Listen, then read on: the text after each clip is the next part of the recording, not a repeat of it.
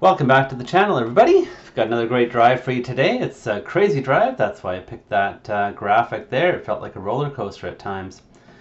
So this is probably one of the biggest drives I've had on 10.12.2, except for the road trip, of course, which doesn't really count. I decided to throw a really challenging city drive at it, basically navigating to all kinds of nooks and crannies into town, Victoria here. Just to see what FSD 10.12.2 really could do. I find it often seems like it's all working really well if you just keep doing the same straight country roads and highway driving. But once you start throwing some challenging situations at it, I think it'll really start to show its cracks. So we'll try to show some of that here today. Thanks again to EV Guy Canada for the FSD Beta Tracker scoring system that I'm using here, you'll see here. And Elias as well for the FSD Community Tracker that the data gets uploaded to, which has some great visualizations. Check out their links to their channels and their pages in the description. So in the drive here, you'll see we come across a lot of different things. The video is running at double speed as usual, just to keep it interesting. Right up off the bat here, we come across some construction. And as we know, FSD can't really handle construction at all yet, so I had to take over a couple times here. I did try to actually re-engage it right in the middle of the construction to see how it would do, but it was just setting it to 50 kilometers an hour, and I couldn't let it go that fast through the construction zone, so I had to disengage a second time. You'll see I'll be entering all the data as we go. Oh, there's an open door that handled it quite well. So much going on here, it's hard to keep up. So I'll be entering all the data into the FSD Beta Tracker as we go. I'm marking some disengagements down there from the construction site. And I always have to put the navigation in short bits and pieces just to make it go into some of the interesting pieces that I'd like to test out. If you enter a navigation that's too far away, it basically picks the highway or the easy road, and it doesn't come up with any interesting videos. So here we have another construction site. I had to disengage, and I was told that I could either wait or I could go around a different route here. So obviously this is something that FSD can't handle yet, and probably won't for a long time, a flagger coming to talk to you and telling you a different way to go. So a lot of the drive here, we come across a lot of lane issues, as we've seen a lot of in 10.12.2. A lot of picking the wrong lane, picking a turn lane when it's trying to go straight. Just being in the wrong lane, which is quite a bit worse in 10.12.2 than 10.11.2, I find. So here it was quite careful with these pedestrians, which is good. In general on this drive, I did have a number of successful interactions with pedestrians and cyclists, as you'll see coming up. And I did have one disengagement around a pedestrian when a pedestrian was crossing in a complicated intersection. It seemed to miss them. It probably would have seen them as they stepped out, but I had to disengage just so it didn't scare the person crossing the road. So you'll see that later on. One of the nice things that comes up later in the video is some pretty complicated driving around town with some jaywalkers. You'll see there's an interesting error there, lane error. It actually moved into the oncoming lane there for some reason. Maybe it thought it was a left turn lane or something like that. Not sure what happened there. But again, those are the weird kinds of lane disengagements that we're having on 10.12.2. So here I tried to put it into a dead-end street just to see how it would handle the roundabout there. So as I reset the navigation to try to get it to come back out, it doesn't want to go at first, and then I slowly push the accelerator. It correctly doesn't go into that parking space, and then it does start to go around. I thought, oh, this is quite good. And then here we are coming out and left turn. Take one more spin around that little roundabout. Let's see if it handles it the second time around. And it's going back and forth, deciding which way to turn, and it did turn the right way that time. I thought it might go around a few more times. So that was a bit of a funny one.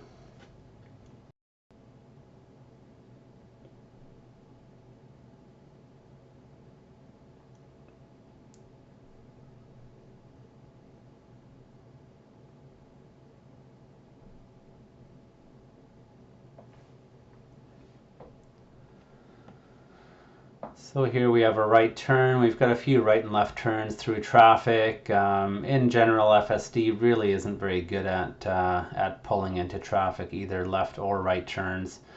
If it's completely empty, if there's a huge gap, then it can do it like we had there. But if there's any amount of having to get into traffic quickly, it just can't handle it. Here we have school zones in BC, Canada. It does not handle school zones yet at all. So I do notify with the notification icon every single time there, just to hopefully deal with that at some point. One of the problems with school zones around here is that they have a start of 30 km/h sign, but they don't have an end sign. So it has to figure out by looking at the back of the sign coming the other way that the 30 zone has ended. So that might be a bit of a challenge. So while we have a quick straight stretch here, let's have a look at the FSD scorecard that I put together when I started driving on FSD. So I've had 10.12.2 now from June 1st to June 16th, so about 2 weeks, and I've driven about 2,140 kilometers, pretty much using FSD every single drive. So most of the scorecard you can see is from the previous version, and you can see how it handles each of those different scenarios. And the little red squares at the end show what's improved or what's gotten worse. So you can see I gave it a small improvement for handling cyclists. I've seen some pretty good moves there. Advanced screen recognition, it seems to be doing better at picking up the advanced screen. A little marginal better improvement there. What's actually gotten worse is the lane detection. It has a lot more lane errors, it seems, than the previous version did, so that's a regression there. And also a slight decrease in acceleration control and lane control. It does some more swerving, and it accelerates too aggressively, I find, so I gave it decreases there. A slight increase in speed control, smooth driving, no braking. I think it does have less phantom braking than the previous one did, at least now after a few weeks. So that's a benefit. And the rain inclement weather seems to have improved slightly. Other than that, there pretty much is no difference that I can tell. So let's watch a bit more of the drive here and see how it goes.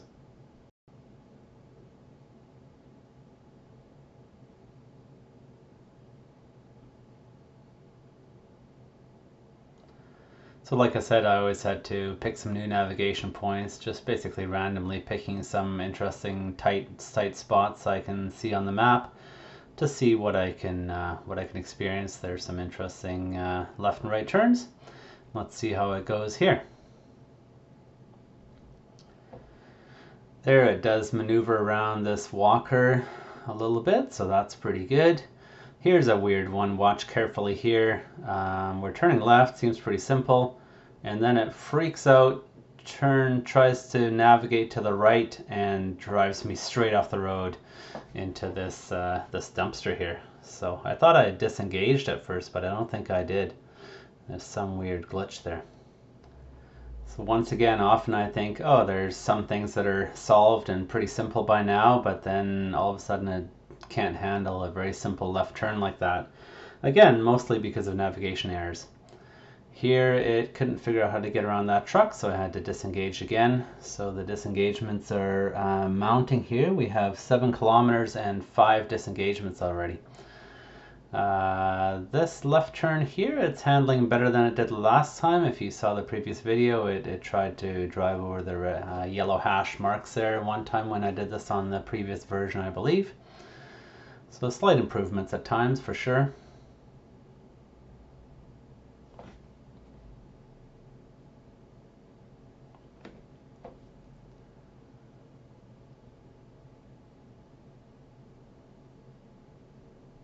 Here this gray car in front of me is merging into my lane, and the car didn't seem to slow down or see it, so I had to disengage there again to deal with that. So you can see that even though I've had a few drives where there pretty much were no disengagements on fairly straightforward roads, as soon as you put it through the stress test here, like some heavier traffic, this even isn't all that heavy of traffic yet, all of a sudden we have a ton of disengagements per kilometer. So definitely not ready for falling asleep or anywhere close to that, but I'm hoping that the next versions start to deal with some of these navigation and lane detection issues that seem to be plaguing this version the most.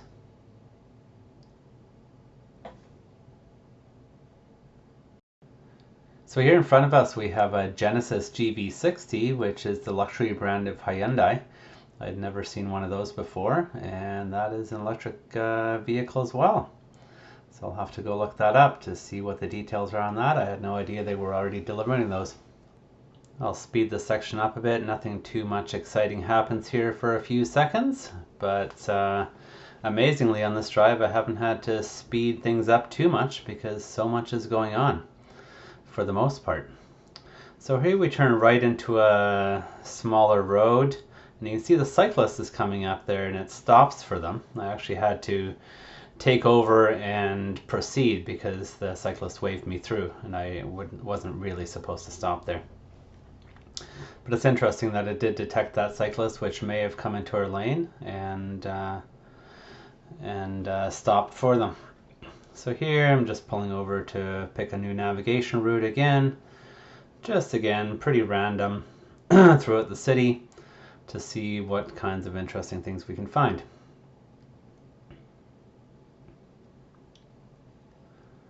So here coming up, we're trying to make a left turn on a fairly busy road.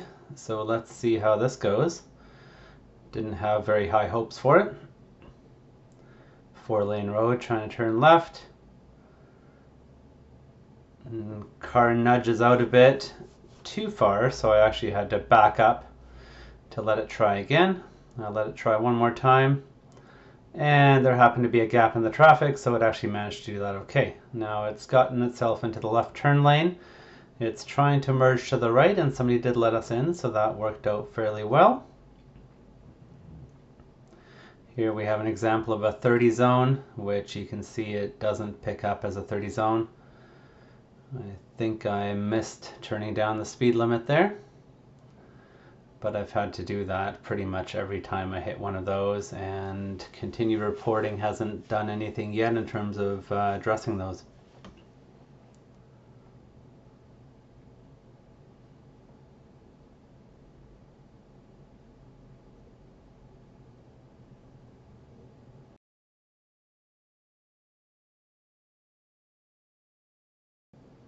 Here's an interesting little side street where we have some interesting interactions with cyclists and speed bumps and so on. So it did pick up that cyclist fairly well, went around them very smoothly.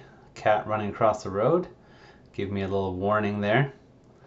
It did slow down for that speed bump. I've had really hit and miss success with speed bumps. Even the same looking speed bump, sometimes it stops for them and sometimes it doesn't. So very, very strange on what's how it handles them, or when it handles them and when it doesn't. Well, let's continue on here. There's some pretty narrow streets, so that speed bump it didn't slow down for, so I had to disengage to avoid hitting it too fast. Even some of them look the same, but it handles them differently for some reason, so not very consistent.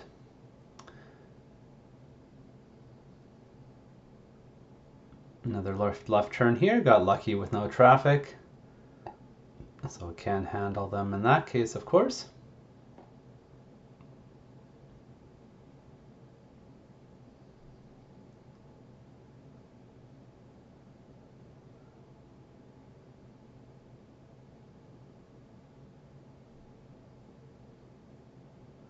Here's the interaction with the pedestrian. So I'm trying to turn left here. It waits for quite a while. You might not be able to see it, but you can see it on the visualization. There's a big truck that pulls out from the side street here. There he is. So that does obstruct the view a little bit. Okay, so the pedestrian is showing there, but the car started to go. Even though it was showing the pedestrian in blue and I had to disengage to stop it. I'm not really sure why that happened. It was showing up on the visualization I see now. So anyways, I just felt like it wasn't stopping early enough and I had to take over. Maybe it would have stopped, but the pedestrian did start to go and then stopped again because it saw that the car was starting to move. So very difficult to judge often what to do in those scenarios, how much to push it, but of course you don't really want to scare anybody either. So here the car barreled through, but I guess it was probably fine. This is the end of my navigation, that's why I took over there. So this happens to be a dead-end street. I did want to see what would happen when I put a new navigation in. There's not really enough space to turn around here, so I thought it would probably fail. And I think this was actually my mistake. I engaged in, I thought I was in FSD, but I was just in basically cruise control, I guess. I didn't push it down quite far enough. So you'll see what happens here. It heads straight for that sign. Even in cruise control, I wouldn't have thought that would happen, but it accelerated straight for that sign. Probably shouldn't have marked that as an FSD error. It wasn't quite engaged, so I turned around manually here and continued from there.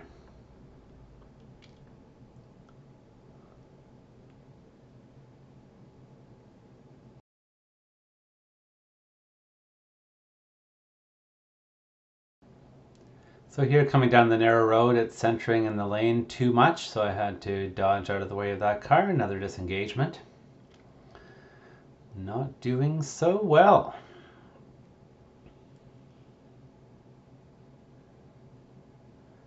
Left turn, it is detecting that car. It doesn't account for them turning right, which I sometimes do. If I know they're turning right and I can count on it, I will pull out.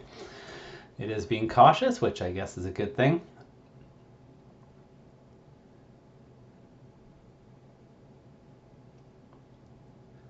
Here we have an interesting right turn coming up. There's all kinds of interesting lane markings here. There's actually a bike lane here, and there's a cyclist coming down, which it did pick up on. It is a bit uncertain for a second, but then it does pick the right lane. It doesn't go into the bike lane or the barrier, which is a good thing. Here I was surprised it didn't take that first left turn, which I have seen sometimes in the past where it thinks the left turn is there before it actually gets there when something is that close together. So now we're getting into downtown. You can see that the visualization is frozen here for a bit. It's a bit disconcerting when that happens, but it doesn't seem to actually affect the driving. So that seems to just be the visualization computer glitching for some reason, but not the main computer. Not the greatest thing to be looking at when a car is driving you, those kinds of things. So here it gets into the right lane ahead of the right turn, which is good, very smooth.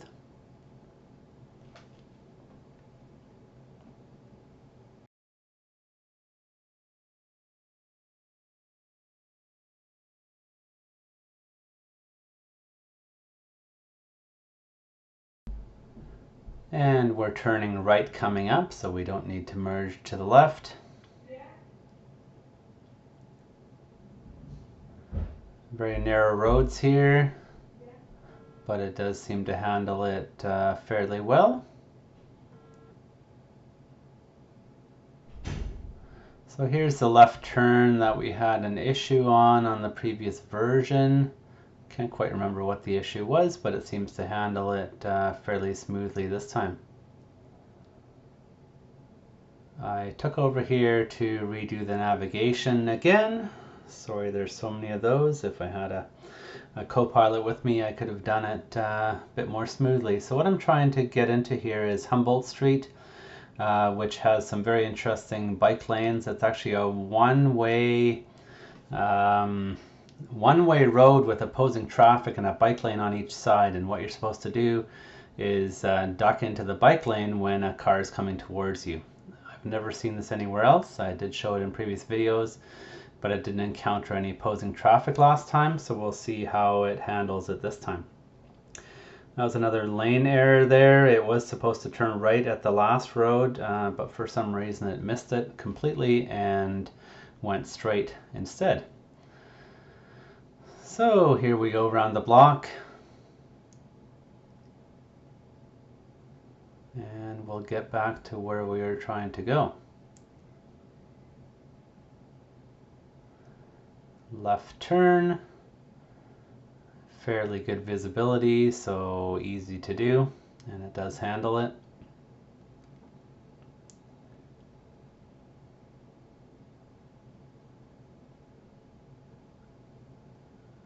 And quickly redo the navigation before we hit the light here.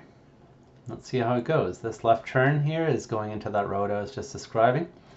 You'll see how strange it is. So you can see the bike lanes there. It actually handled that opposing car fairly well. I guess it just looks for drivable space and moves off to the right. Probably a little bit later than it should, but it does handle a couple opposing vehicles there.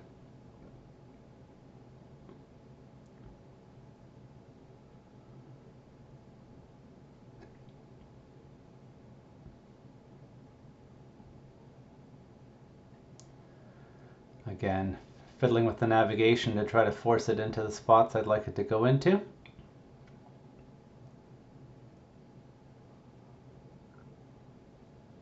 Had to slow it down a little bit there. I think that was for the speed bump. And I disengaged that time for that vehicle. It was just coming towards it too close to the middle of the road. Up to 13, 14 disengagements in about the same number of kilometers, so not fabulous, but of course this is very, very challenging terrain as well. So this is another really challenging one coming up here. I'm turning left, really poor visibility and a weird intersection with almost like a four-way.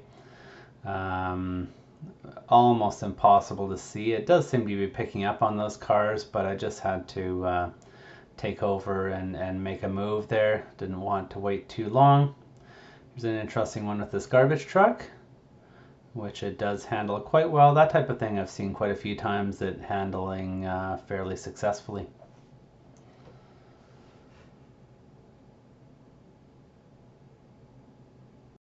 So here we are right downtown here. You can see it's getting quite busy, and we come across some pretty interesting scenarios here coming up as well.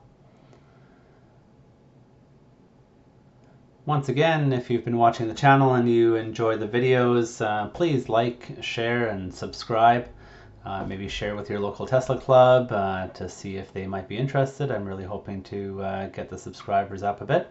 Here you can see some jaywalkers are crossing the road, and the car very smoothly handled that and stopped for them very naturally.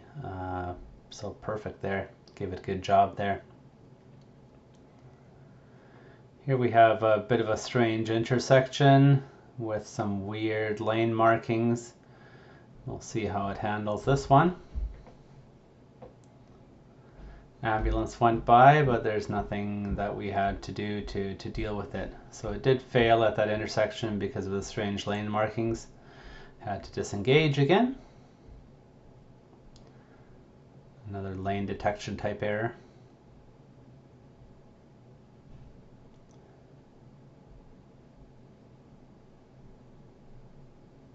It did slow down there for a bit, checking to see if those people were going to be crossing on the crosswalk, as it should. Same with that one, it slowed down a bit to see if anyone was crossing.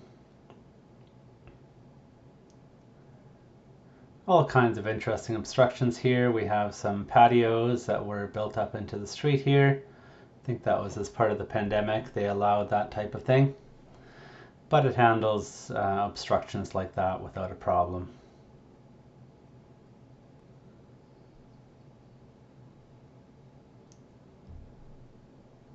So here the car was trying to merge to the right and the car came in. It did highlight it in red, but I didn't think it was quite controlling it for soon enough, so I did take over there to deal with it. I'm not sure what would have happened if I'd let it go. Here it was fidgeting a bit with the lanes there, but it did handle it properly after I let it go. All kinds of interesting stuff with the pedestrians coming up close to the crosswalks here, which it detects quite well. It's very careful watching for them to see if they're going into the crosswalk or not. I'll speed it up here for a bit, just some pretty slow stop and go traffic through town. You can see it visualizing all the people in the whole intersection, which is pretty neat. Coming up here, there's another person crossing a crosswalk, which it manages to stop for very smoothly again.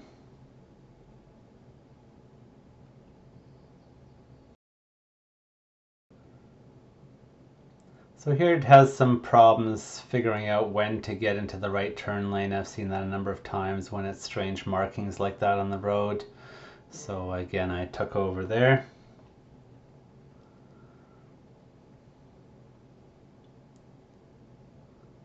Some pretty neat interactions here with the pedestrians. You can see it's watching the pedestrians crossing, one from the right, one from the left, as well as the vehicles. Then another person comes up and it watches and stops for them. So that's working quite well, handling pedestrians crossing at either crosswalks or at lights like that.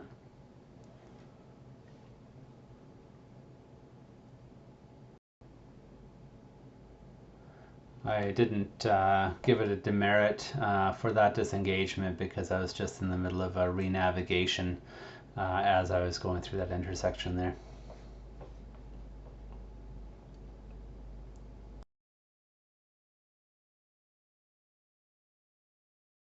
Same type of thing here, watching for all the pedestrians. You can see 4 or 5 of them all being mapped at once and all marked in blue. That means I was watching for them, of course.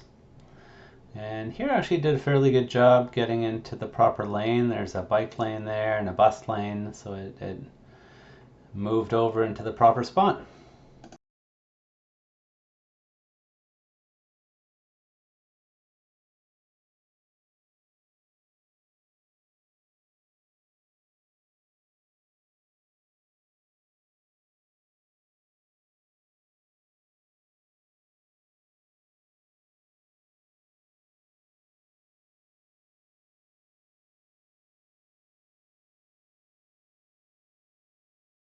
Here we have some more strange freezing going on of the navigation screen there. You can see that the cars are all frozen there. And then after a few seconds it does come back, but while it's having problems it does seem to drive normally, so that's a good thing, I guess. Next we see a few more issues with the lane selection. It moved into the right lane here, got stuck behind the vehicle. I did end up taking over to get back into the proper lane.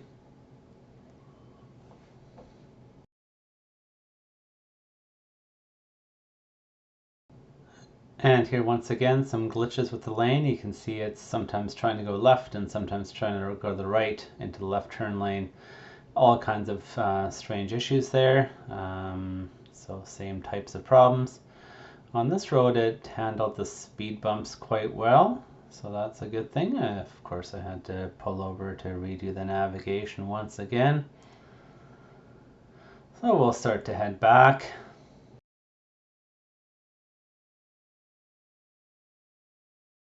Here's an interesting one where there's an oncoming taxi in the lane, either picking somebody up or letting somebody off.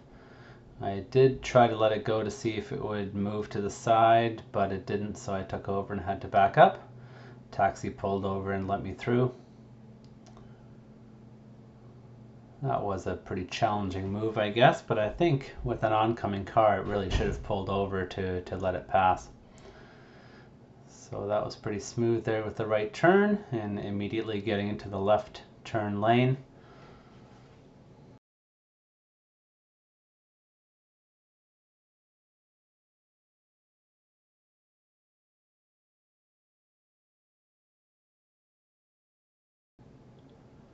So at this point, we've driven almost 20 kilometers with 19 disengagements, 13 interventions, 5 other issues, and 5 good jobs. So I decided to save the trip at this point just to make sure I didn't lose the data for some reason and restart a new trip.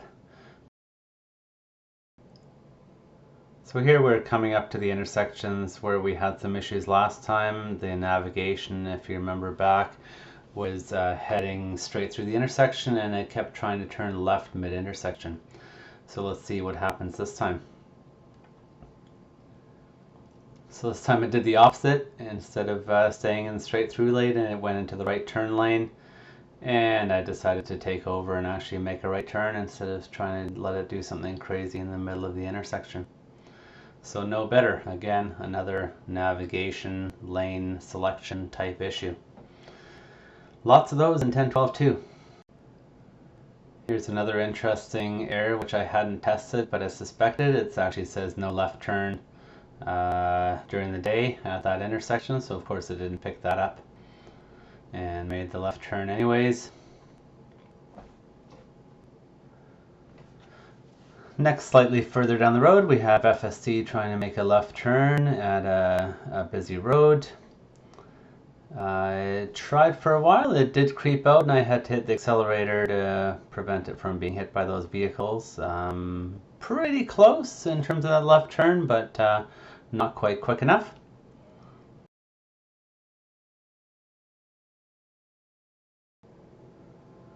Next we have some construction here. So let's see how it handles it this time.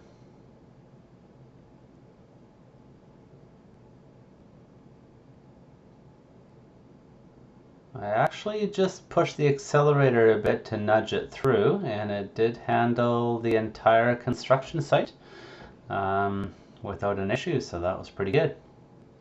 And one last interesting bit here, there's a cyclist on the right as we were trying to make a right turn. Just wanted to see if it properly gave them the right of way. And as you can see there, it does pick them up and it does wait for them to pass before making the right turn, so that's really good. Thanks for watching. Please like and subscribe and share with your friends. Have a good day.